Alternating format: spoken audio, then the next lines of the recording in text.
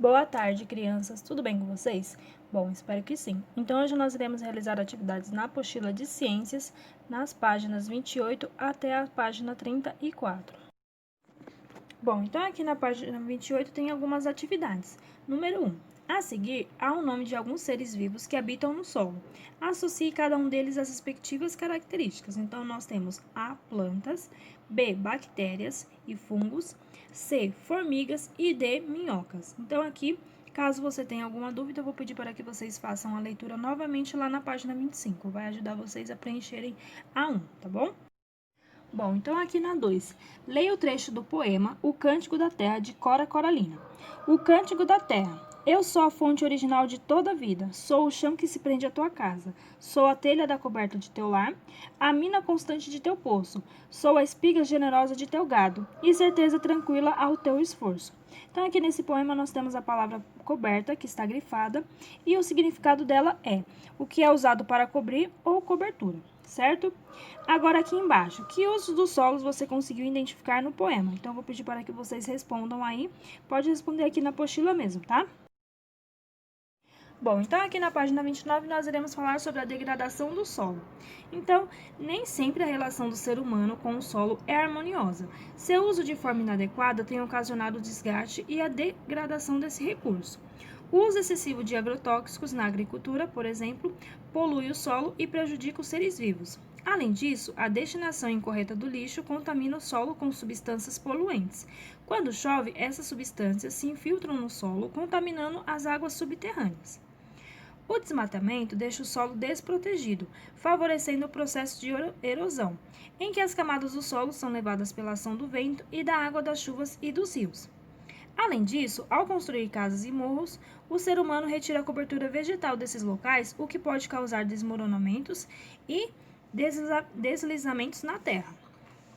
As queimadas realizadas com o objetivo de remover a cobertura vegetal também são muito prejudiciais ao solo. Elas provocam a morte dos seres vivos que habitam no solo e destroem seus nutrientes, tornando-o empobrecido. Nas cidades, o solo geralmente está impermeabilizado pelo concreto, o que impede a infiltração da água. Assim, quando chove, a água é levada aos córregos e rios. O excesso de água recebido pelos córregos e rios faz com que eles transbordem, ocasionando as enchentes que deixam ruas e casas alagadas. Bom, então aqui no lado direito da página 29 nós temos os lixões, são o destino de grande parte do lixo produzido nas cidades, sendo muito prejudiciais ao solo. E aqui abaixo nós temos a erosão deixa o solo seco, empobrecido e com buracos. Aqui abaixo, muitas áreas da Amazônia são queimadas para dar lugar a pastos para a criação de gado. E aqui na última imagem nós temos as inundações são comuns nas grandes cidades, onde há muito asfalto e poucas áreas verdes. Bom, então agora aqui na página 30, cuidados com o solo. Então, como que a gente pode preservar o solo? Então, a preservação do solo é essencial para a vida dos seres vivos. Então, vamos acompanhar aqui a leitura. A vida dos seres humanos e a dos outros seres vivos dependem do solo.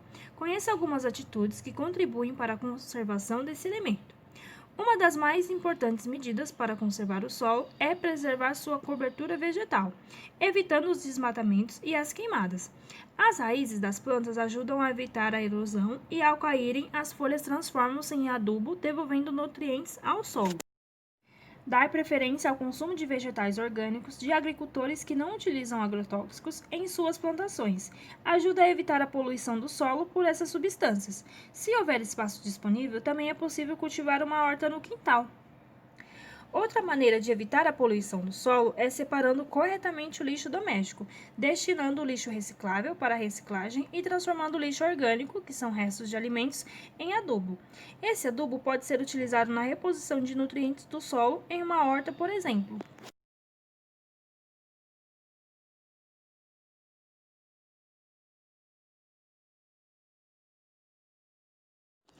Bom, então aqui na página 31 nós iremos falar sobre a compostagem. Então, a compostagem é a transformação de restos de alimentos em adubo. Esse adubo, chamado de composto, pode ser colocado no solo, onde fornece nutrientes às plantas de forma natural. A compostagem pode ser realizada com ou sem a utilização de minhocas. Então, observe como funciona uma composteira. Então, número 1. A composteira geralmente é feita de 3 caixas, que ficam empilhadas umas sobre as outras. As caixas do meio e de cima têm pequenos furos na base para a passagem de minhocas e do chorume. No 2. A composteira deve ficar sempre tampada para evitar a entrada de animais, como por exemplo a mosca. Na 3. Na caixa de cima são colocados restos de alimentos como cascas, folhas e outros resíduos vegetais. Nela também há minhocas que realizam a decomposição desses restos de alimentos, transformando-os em adubo. As minhocas circulam entre a caixa de cima e a do meio. Na 4. Quando a caixa de cima fica cheia, ela é passada para o meio. E no 5, o humus produzido na caixa do meio se torna adubo natural para as plantas. Agora na 6. O processo de decomposição realizado pelas minhocas resulta na produção de um líquido chamado de chorume, que pode ser utilizado como adubo e pesticida, produto que afasta pragas. Agora aqui na página 32 nós temos atividades. Número 1. Complete a cruzadinha sobre a degradação do solo. Então, A. Processo que retira a cobertura vegetal, deixando o solo desprotegido. B. Causam o empobrecimento do solo, pois destroem os nutrientes e matam os seres vivos que nele habitam. C. Excesso de água nos rios causado pelas chuvas intensas. D. Ocorre pela ação do vento e da água das chuvas e dos rios quando o solo está desprotegido. E. São utilizados para eliminar pragas das plantações, causando a poluição do solo. E F. Contamina o solo se não for descartado corretamente. Então, as palavras são agrotóxicos, lixo, erosão, enchentes, queimadas e desmatamento. Então, eu vou pedir para que vocês coloquem aí essas palavrinhas aqui nessa cruzadinha, ok? Bom, então agora aqui na 2. Sobre os cuidados com o solo, complete as frases a seguir. A. Para conservar o solo, é importante manter a sua, tananã, evitando a erosão e mantendo o solo nutrido. B. A separação do, tananã, orgânico e do lixo, tananã, e sua correta destinação contribuem para evitar a poluição do solo. Na C. Dar preferência a alimentos livres de, tananã, ajuda na conservação do solo. Bom, caso você tenha alguma dúvida para completar a frase na pergunta 2, eu vou pedir para que vocês voltem no texto na página 30, cuidados com o solo. Lá vocês irão conseguir aí completar a frase, ok? Agora na 3. O lixo é um dos principais poluidores do solo nas cidades. Uma das formas de diminuir esse problema é reduzir o consumo, principalmente de produtos vendidos em embalagens descartáveis. Também é possível reciclar as embalagens para serem reaproveitadas na fabricação de novos produtos. Pesquise como o lixo pode ser separado e depois pinte o nome dos resíduos de acordo com a cor da lixeira correspondente.